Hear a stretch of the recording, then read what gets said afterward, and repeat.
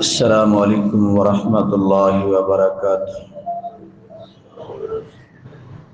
ان الحمد للہ نحمده ونستعینه ونستغفره ونعوذ باللہ من شرور انفسنا ومن سیئات اعمالنا، من يهده اللہ فلا مضل له ومن يضلله فلا هادي له، وأشهد أن لا إله إلا الله وأشهد أن محمدا عبده ورسوله۔ اللهم صل على محمد وعلى آل محمد كما صليت على إبراهيم وعلى آل إبراهيم إنك حميد مجيد۔ اللهم بارك على محمد وعلى آل محمد كما باركت على إبراهيم وعلى آل إبراهيم إنك حميد مجيد۔ يا أيها الذين آمنوا اتقوا الله حق تقاته ولا تموتن إلا وأنتم مسلمون۔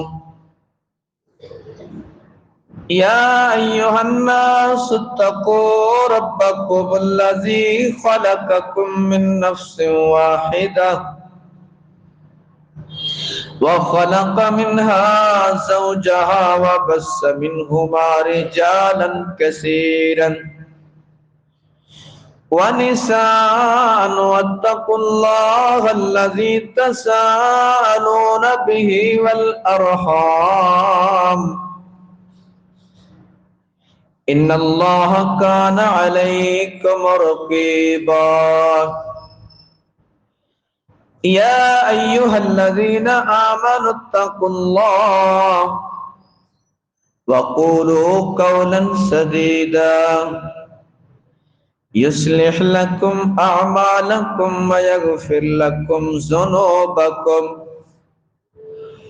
من يطع الله ورسوله فقد فاز فوزا عظيما۔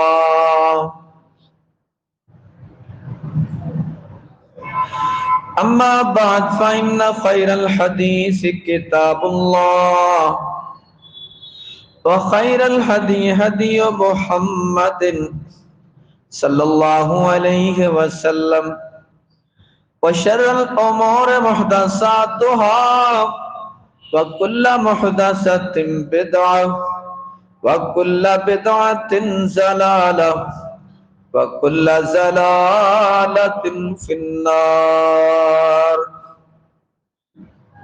أعوذ بالله من الشيطان الرجيم،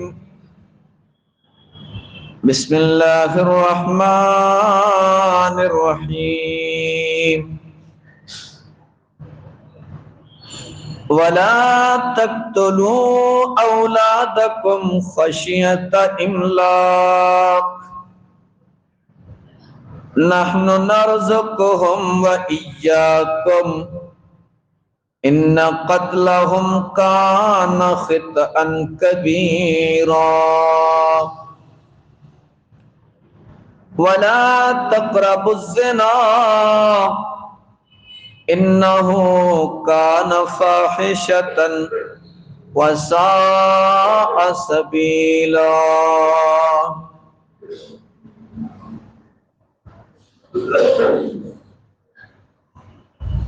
ہر قسم کی حمد و ثنا اللہ ذل جلال والاکرام کی ذات کے لیے، درود اور سلام حضرت محمد عربی صلی اللہ علیہ وسلم کی ذات اقدس پر، جو رہبر، رہنما، ہادی، مرشد، پیر، پیغمبر بن کے آئے، حمد و ثنا درود و سلام کے بعد عزیز بھائیوں بزرگوں، آج کے خطبہ جمعہ کے اندر جو گناہ ہم معمولی سمجھ کے معاشرے کے اندر کرتے ہیں، قرآن کے اندر اللہ نے ان گناہوں کا تذکرہ ممانعت کس طرح کی ہے، انشاءاللہ یہ بیان کیا جائے گا اور دیکھا جائے گا کہ ہم ان گناہوں کے اندر کس حد تک مبتلا ہیں۔ اللہ رب العزت سے دعا ہے کہ اللہ ہمیں جو قرآن نے گناہ بیان کیے ہیں، اللہ ان گناہوں سے ہم سب کو محفوظ رکھے۔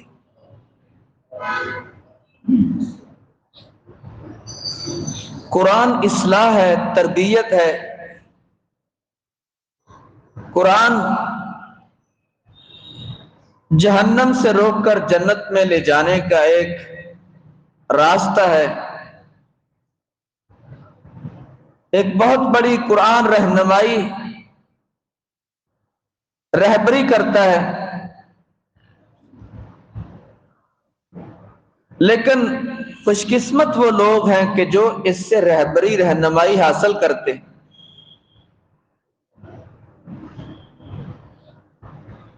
ورنہ بہت سارے لوگ تو اس قرآن کو صرف پڑھنے کی حد تک ہے کہ اجر کی نیت سے پڑھتے ہیں، ثواب کی نیت سے۔ یہ قرآن کے ایک حرف پڑھنے کی 10 نیکیاں مل جاتی ہیں، بس فقط یہی مقصد ہے۔ پریکٹیکل لائف کے اندر، عملی زندگی کے اندر بہت کم عمل دخل ہے اس قرآن کا۔ تو اللہ رب العزت ہمیں اپنی عملی زندگیوں کے اندر قرآن زندگی کا کون سا پہلو ہے کہ جس کی رہنمائی نہ کرتا ہو، وہ ازدواجی زندگی ہو، وہ اولاد کی تربیت ہو، وہ آپ کا تہذیب و تمدن ہو، وہ آپ کے حقوق العباد ہوں، حقوق اللہ ہوں، آپ کی معیشت معاشرت ہو، تجارت ہو، آپ کا کفار سے لڑنا ہو، یہ سب کچھ قرآن بیان کرتا ہے۔ ہمیں پتہ کیوں نہیں چلتا کہ ہم قرآن کو ترجمے کے ساتھ پڑھتے نہیں؟ اس لیے ہم نے اس قرآن کو صرف بابرکت قرآن کتاب سمجھا ہے کہ اس کا گھر کے اندر تعویذ لٹکا لو، گھر کے اندر برکت آ جائے گی۔ اگر کوئی جادو ٹونے کی شکایت ہے، جنات کی شکایت ہے، تو اس کا دم کروا لو، پانی میں گھول کے پی لو، گلے میں اس کا تعویذ بنا کے لٹکا لو۔ فقط یہ کام قرآن سے ہم لیتے۔ آئیے قرآن ہماری گناہوں کی نشاندہی کیسے کرتا ہے۔ اللہ فرماتے ہیں وَلَا تَقْتُلُوا أَوْلَادَكُمْ خَشْيَةَ إِمْلَاقٍ، اے لوگوں اپنی اولادوں کو بھوک کے ڈر سے قتل مت کرو۔ اب سوال یہ پیدا ہوتا ہے بھی اولاد کو کون قتل کرتا ہے؟ طریقہ چینج ہوا ہے۔ پہلے دنیا کے اندر اولاد پیدا ہوتی تھی تو لوگ مارتے تھے بھوک کے ڈر سے، بالخصوص لڑکیوں کو۔ لیکن اب کیا ہے کہ ماں کے پیٹ میں بچے کو مار دیا جاتا ہے۔ سلوگن کیا دنیا کو دیا گیا کہ بچے دو ہی اچھے۔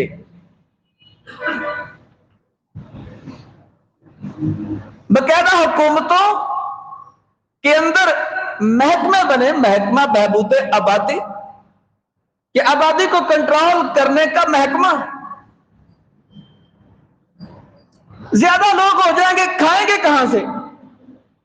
اللہ کیا کہتے ہیں نَحْنُ نَرْزُقُهُمْ وَإِيَّاكُمْ، ہم ان کو بھی رزق دیں گے جو دنیا میں آئیں گے، وَإِيَّاكُمْ، تم کو بھی ہم رزق دے رہے ہیں. اتنے بڑے ہوئے ہو تو کھا کر ہی بڑے ہوئے ہو، بھوکے تو بڑے نہیں ہو گئے نا. اللہ کہتا تم کو ہم نے اس وقت کھلایا جب تم کچھ کرنے کی پوزیشن میں نہیں تھے، نہ ہاتھ ہلا سکتے تھے، نہ پاؤں ہلا سکتے تھے، نہ بول سکتے تھے، نہ سن سکتے تھے. ماں کے پیٹ پہ اس وقت پالا، دنیا میں آئے، لمبا عرصہ تک تم کچھ نہیں کرتے تھے، تمہیں کھلایا پلایا بڑا کیا. جب تمہارے ہاتھ پاؤں زبان سلامت ہوگی تم نے کہا ہم کھائیں گے کہاں سے. تم نے یہ سوچا ہی نہیں کہ اب تک تمہیں بڑا کس نے کیا ہے، کھلایا کس نے. اللہ کہتے ہیں لوگوں اپنی اولادوں کو بھوک کے ڈر سے مت قتل کرو. میرے بھائیو اس کے پیچھے بھی کفار کا ایجنڈا ہے. اب آپ بتائیں وہ ایجنڈا بہت خوفناک ہے. رسول اللہ صلی اللہ علیہ وسلم کی حدیث ہے کہ تم شادیاں زیادہ کرو اور ایسی عورتوں سے شادیاں کرواؤ کہ جو بچے زیادہ پیدا کرنے والی ہوں. صحابہ پوچھتے یا رسول اللہ علیہ وسلم کیسے پتا چلے گا کہ اس عورت سے شادی کروائی جو بچے زیادہ پیدا ہوں گے. آپ نے فرمایا اس کی ماں کو دیکھو کہ وہ اس کی کتنی اولاد ہے، وہ خود کتنے بہن بھائی ہے. اس کی نانی کو دیکھو،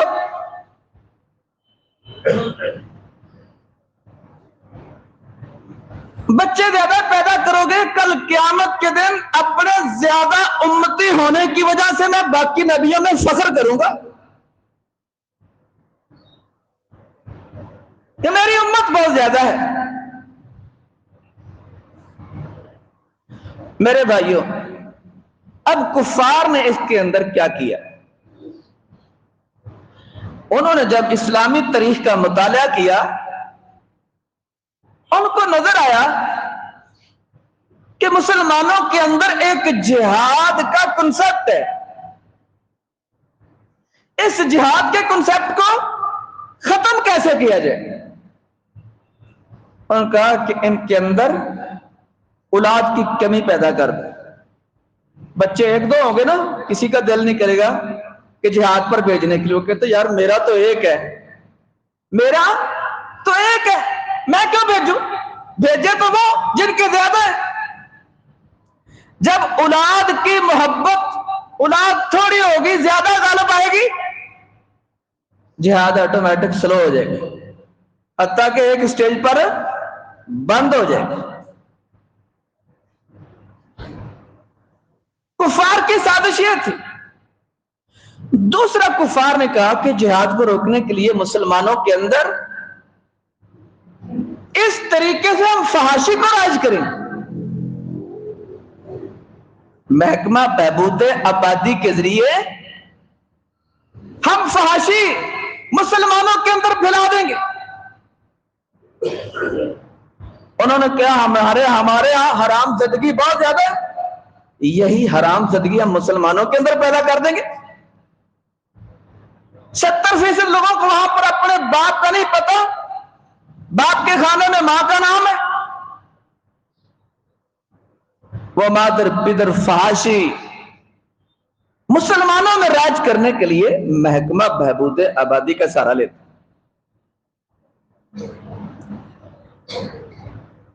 عزیز بھائیوں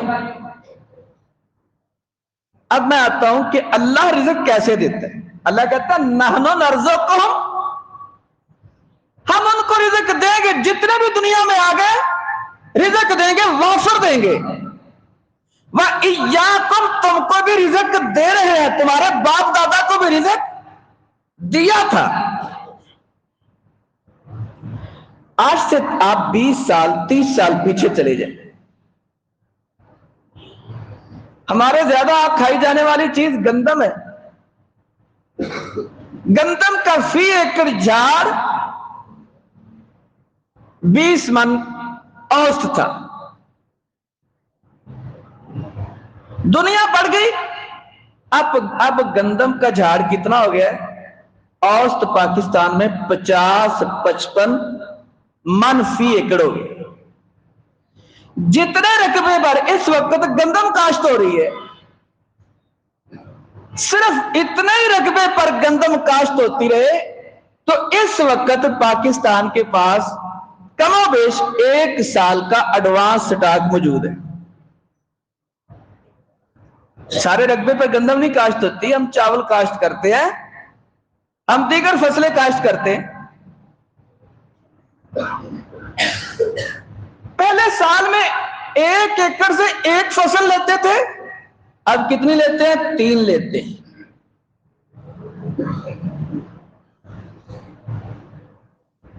عزیز بھائیو، 10 کلو کا تھیلا مکی کا 1 دانہ کر کے 1 ایکڑ میں لگاتے ہیں، یہ 48 سے 50 ہزار بیج ہوتا ہے. 10 کلو کا تھیلا جھاڑ کتنا ہے؟ 70 سے لے کر 125 من تک. 10 کلو سے لے کر 70 سے لے کر 100 من سے اوپر بنانے والا کون ہے؟ اللہ. 5 کلو کی یہ چاول کی پنیری، 5 کلو بیج ہم پنیری کی شکل میں یہ 1 ایکڑ میں لگاتے ہیں، اور اس وقت 100 من کے لگ بھگ چاول 1 ایکڑ سے اٹھاتے ہیں. 5 کلو سے عزیز بھائیو 100 من تک چاول بنانے والا کون؟ اللہ. اللہ کیا کہتے ہیں؟ نحنو نرزقہم، ان کو رزق دیں گے جو دنیا میں آئیں گے، تمہیں کوئی فکر کرنے کی ضرورت نہیں، تم کو ہم رزق دے رہے ہیں، تم سے اچھا رزق دیں گے ان کو. اللہ اچھا دیتا ہے، پہلی نسلوں سے تو اچھا رزق کھا رہے لوگ، وافر کھا رہے، کثرت سے ضائع کر رہے.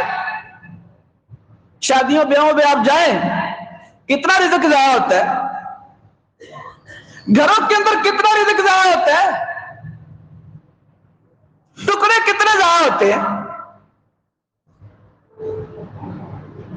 عزیز بھائیو، اللہ نے قرآن کے اندر ایک مثال دے کے سمجھایا، اس مثال سے سمجھ آتی ہے کہ ابھی اللہ نے کیپیسٹی کتنی رکھی ہے زمین کے اندر.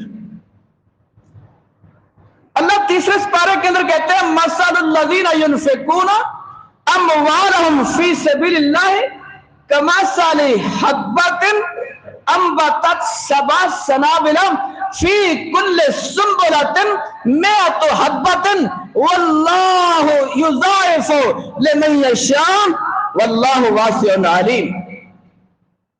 اللہ کہتے ہیں ان لوگوں کی مثال جو اللہ کے راستے میں خرچ کرتے ہیں اس زمیندار کی طرح ہے کہ جو زمیندار اپنی فصل بکھیر دیتے ہیں اپنی زمین میں، 1 دانہ بکھر جاتا ہے، اللہ اس سوئی 1 دانے سے 1 سوئی بار نکالتا ہے، سوئی سے بوٹا بنا دیتا ہے، اس بوٹے میں 7 ٹہنیاں پیدا کر دیتا ہے، ہر ٹہنی کو اللہ 1 سٹا لگا دیتا ہے، اس سٹے میں اللہ 100 دانہ پیدا کر دیتا ہے. دانہ 1 زمین میں گیا، نکلے کتنے؟ 700 دانہ.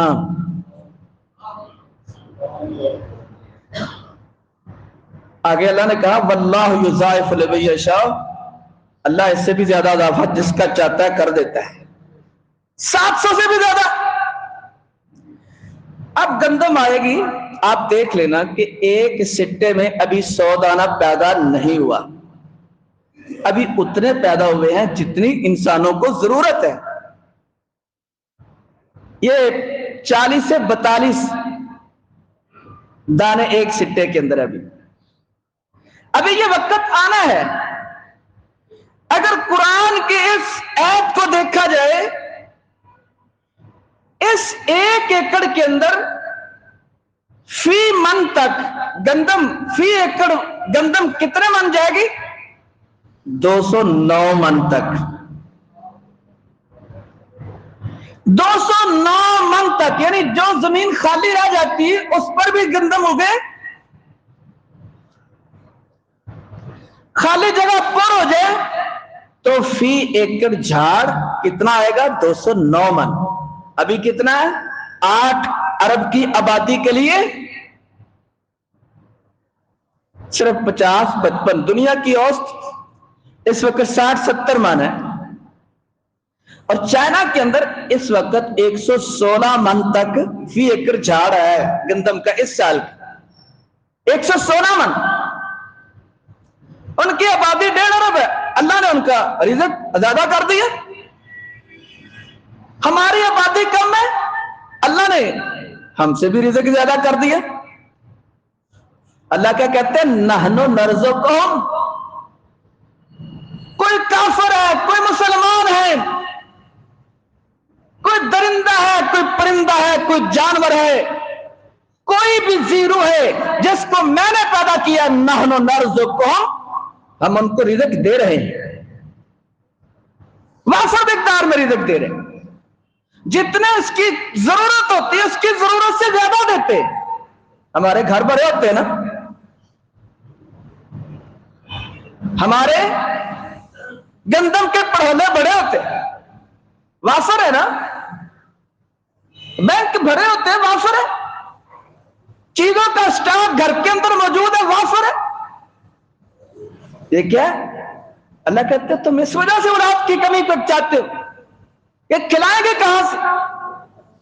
اللہ کہتے ہیں ہم رزق زیادہ دیں گے.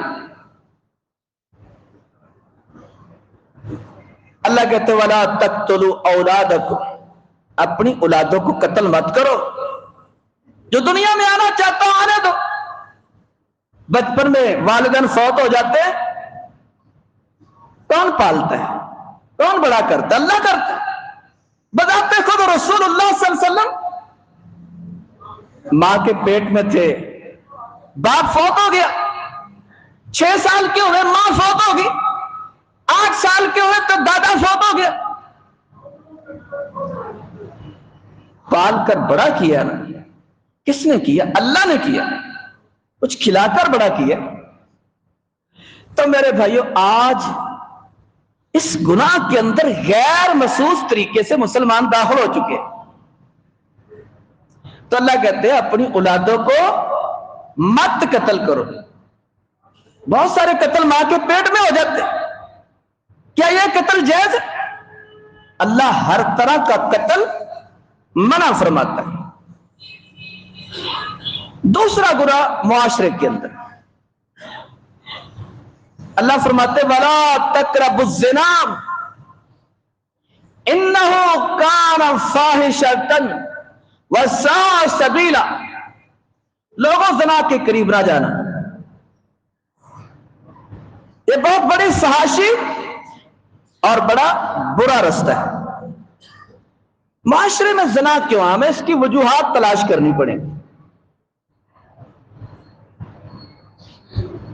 سب سے بڑا معاشرے کے اندر فحاشی کا پھیلنا، زنا کا سبب شادیوں کا لیٹ ہونا ہے. لڑکی اور لڑکا بلوغت کو پہنچ چکے ہیں تو وہ شادی کے لائق ہیں، بلا ضرورت شادی لیٹ کی جاتی ہے. اس کا معاشرے کے اندر فحاشی کی شکل میں برا رزلٹ آتا ہے. اس وقت پاکستان کے اندر 3 کروڑ سے زیادہ خواتین ہیں جو اپنی شادی کی عمر سے گزرتی جا رہی ہیں، لیکن شادیاں کیوں نہیں ہو پا رہی؟ کتنے جہیز کے مسئلے، کہیں وراثت کے مسئلے، کہیں لڑکی زیادہ پڑ گئی لڑکا کم پڑا، کہیں کوئی مسئلہ آڑے آ گیا جس کی وجہ سے شادیاں لیٹ ہیں. جس کا نقصان کیا ہوتا ہے؟ انسانی جبلت جو چاہتی ہے اس کو جو نہیں ملتا تو فحاشی جنم لیتی. نبی صلی اللہ علیہ وسلم کے دور میں شادی کیسے ہوا کرتی تھی؟ آپ نے فرمایا کہ لوگ 4 چیزوں کی بنیاد پر شادیاں کرتے ہیں. 4 चीजों की बुनियाद। आपने फरमाया कि मेरे सहाबा इन 4 में से तुमने कौन सी चीज को सामने रखकर शादी करनी। नंबर 1 आपने फरमाया कि लोग हसब नसब बरादरी देखते, बरादरी से बाहर नहीं जाना हमने भी, बरादरी में से जैसा लड़का या लड़की मिलती करनी ही शादी की। बरादरी के अलावा बाकी को शायद वो गैर इलानिया मुसलमान ही नहीं समझते। दूसरा आपने फरमाया लोग मालो दौलत देखते कि इस घर के अंदर माल बहुत ज्यादा है, मेरा लड़का या मेरी लड़की यहां पर खुश रहेगी। तीसरा आपने फरमाया लोग खूबसूरती देखते कि फला लड़का लड़की खूबसूरत है, इधर लड़की या लड़के की शादी कर। चौथा आपने फरमाया लोग दीन देखते हैं कि लड़का नमाजी है, दाढ़ी है, ईमान तकवे वाले है, लड़की बाप पर्दा है, नमाजी है। आपने फरमाया मेरे सहाबा इन 4 चीजों में से तुमने कौन सी चीज देखनी, वो सिर्फ दीन देखना है। अगर तुम दीन देखकर शादियां करोगे तो तुम्हारे घरों के अंदर खैरो बरकत रहेगी। अगर दीन छोड़कर शादियां करोगे तो तुम्हारे घरों के अंदर दंगा फसाद जन्म लेगा, बेसुकून नहीं आएगी। हमारा क्या मिजाज है पता चल जाए, लड़की पर्दा करती है, भाई हमने तो अपनी बहू को पर्दा नहीं करवाना, हमारी बहू को तो सारी दुनिया देखेगी, वीडियो वाला भी देखेगा, हर आरागारा देखेगा।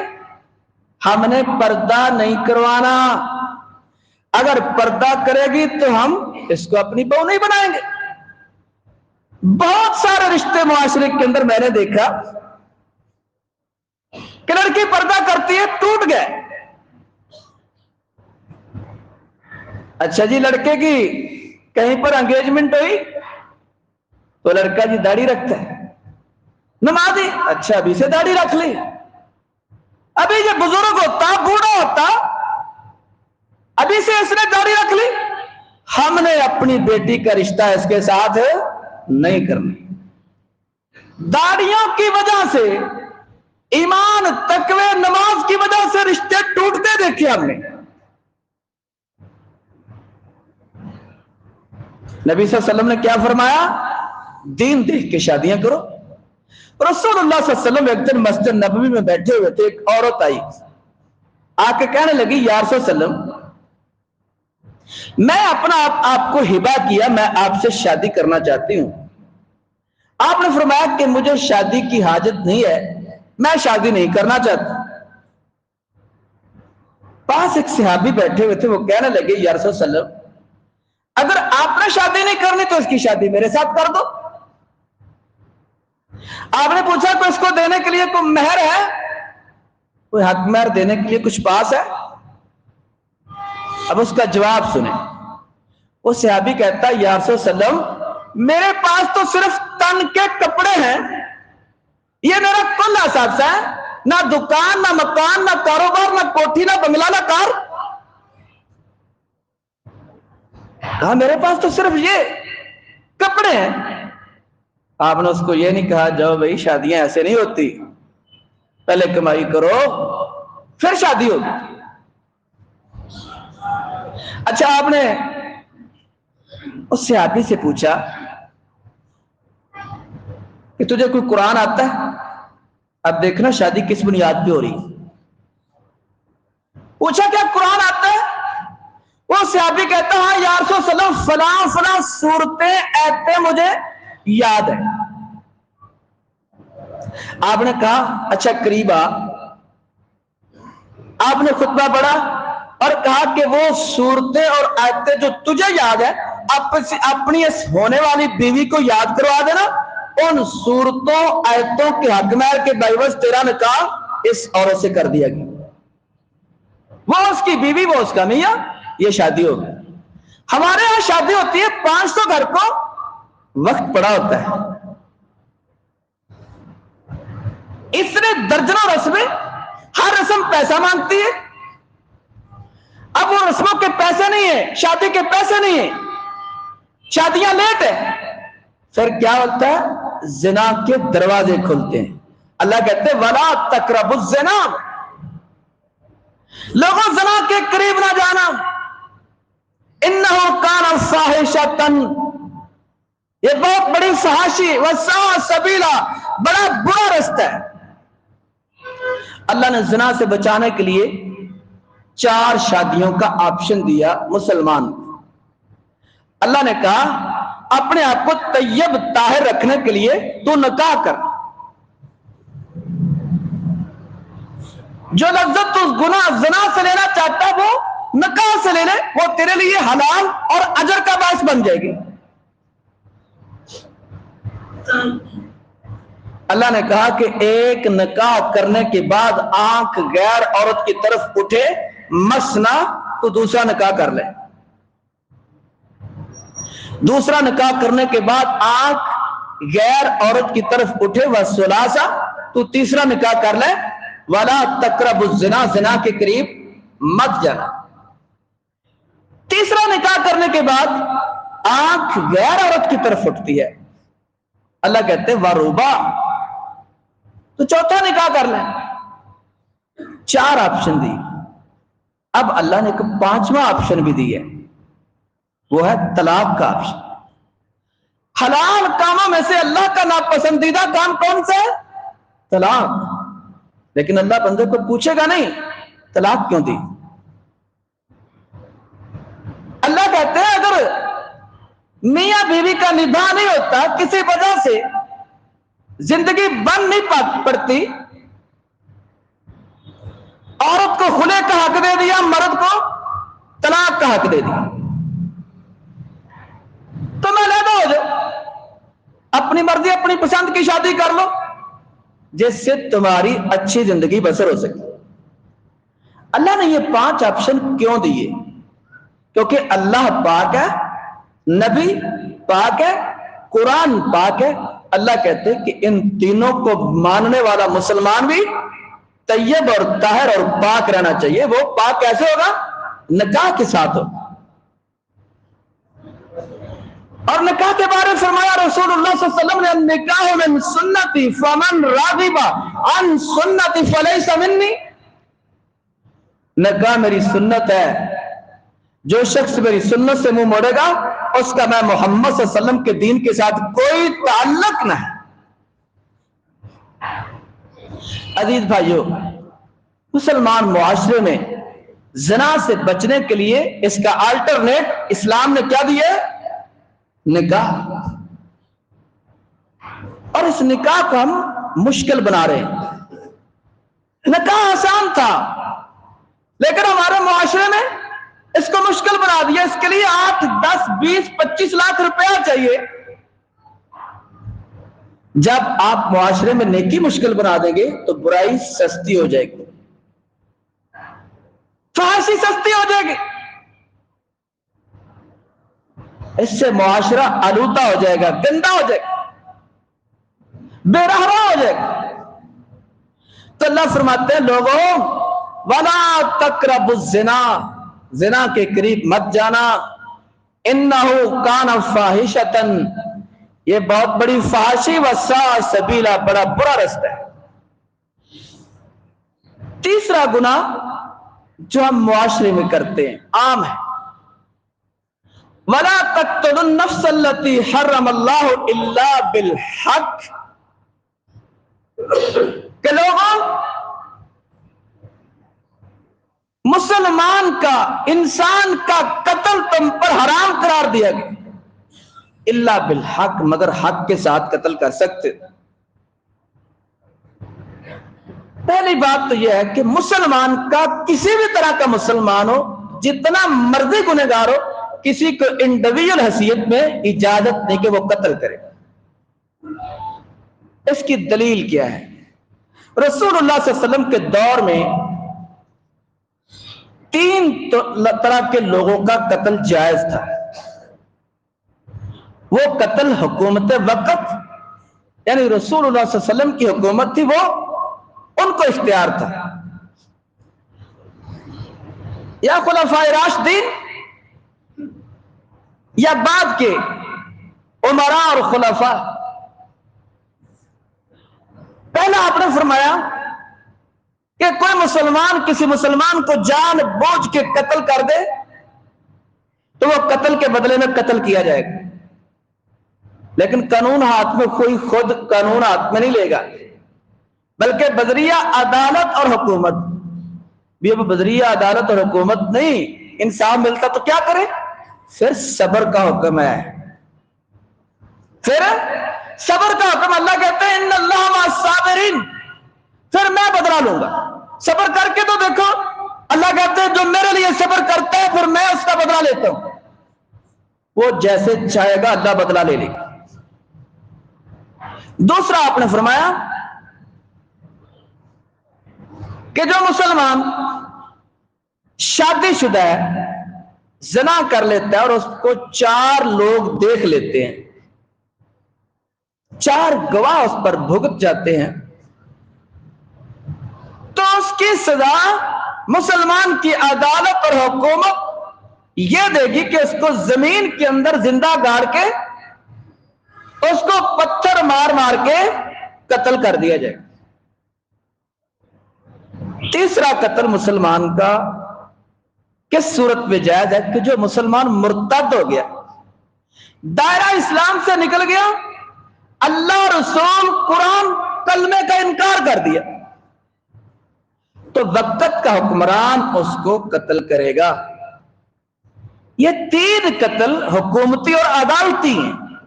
کسی کو انفرادی حیثیت میں قانون ہاتھ میں لے کر قتل کرنے کی اجازت نہیں.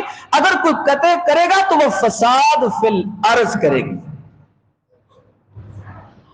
اور جو کسی مسلمان کو جان بوجھ کے قتل کر دیتا ہے، وہ اللہ نے اس کے لیے 4 عذاب بیان کیے. وَمَن يَقْتُلْ مُؤْمِنًا مُتَعَمِّدًا فَجَزَاؤُهُ جَهَنَّمُ، کہ جو جان بوجھ کر کسی مسلمان کو کلمہ گو کو قتل کرے اس کا ٹھکانہ ہمیشہ کے لیے جہنم ہے. اور آگے اللہ نے فرمایا وَلَعَنَهُ اللَّهُ، کہ اس پر اللہ کی اور فرشتوں کی لعنت اور پھٹکار ہے کہ جو کسی مسلمان کو قتل کرتا ہے. اور اللہ نے فرمایا کہ اس کے لیے وَأَعَدَّ اللَّهُ لَهُ عَذَابًا عَلِيمًا، اللہ نے اس کے لیے دردناک عذاب تیار کر چھوڑے. نبی صلی اللہ علیہ وسلم کے دور میں جو بدترین مسلمان تھا وہ کون تھا؟ عبداللہ بن ابی تھا. رسول اللہ صلی اللہ علیہ وسلم سے اجازت لی کچھ صحابہ نے کہ آپ ہمیں اجازت دیں، ہم عبداللہ بن ابی کو قتل کرنا چاہتے ہیں، ان کی فلاں فلاں خباثتیں ہیں اور قرآن سے وحی کے ذریعے آپ کو بتلا بھی دیا گیا ہے، لہذا یہ تو پکا کافر ہے. اور اللہ نے منافقین کو قرآن میں 9 مرتبہ کافر قرار دیا ہے. لیکن رسول اللہ صلی اللہ علیہ وسلم سے جب اجازت لی گئی تو آپ نے کیا فرمایا کہ عبداللہ بن ابی کلمہ پڑھتا ہے، اگر میں محمد نے اس کو قتل کروا دیا لوگ کہیں گے کہ محمد نے کلمہ پڑھنے والوں اپنے مقتدیوں کو قتل کروایا. ہر ایک کو کیا وضاحت پیش کریں گے. حالانکہ اس وقت تو آسمان سے وحی آتی تھی، لیکن نبی صلی اللہ علیہ وسلم نے کلمے کی بنیاد پر قتل نہیں کروایا. کہا کہ اس کا معاملہ اللہ کے سپرد ہے، اس کا کلمہ اس کے سامنے، اس کے قتل کے سامنے ڈھال ہے. اب ہم آ جاتے ہیں، ہم فی زمانہ اس زمانے میں کتنے قسم کے قتل ہم کرتے ہیں. کچھ خاندانی قتل کرتے ہیں، کچھ جائیداد کے تنازعات میں قتل کرتے ہیں، کچھ سیاسی فرقہ بندی پہ قتل کرتے ہیں، کچھ مذہبی فرقہ بندی میں قتل کرتے ہیں.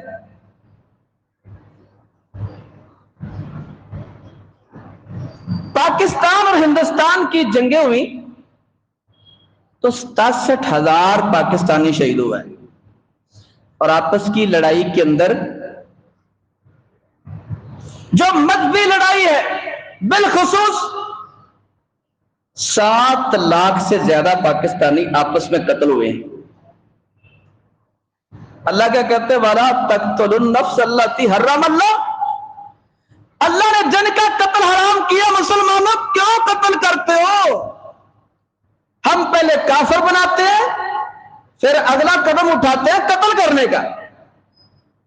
پاکستان میں کوئی مکتبہ فکر دوسرے مکتبہ فکر کی نگاہ میں کوئی مسلمان رہ گئے؟ پہلے کافر کا نعرہ پھر اس کے بعد قتل کا فتویٰ.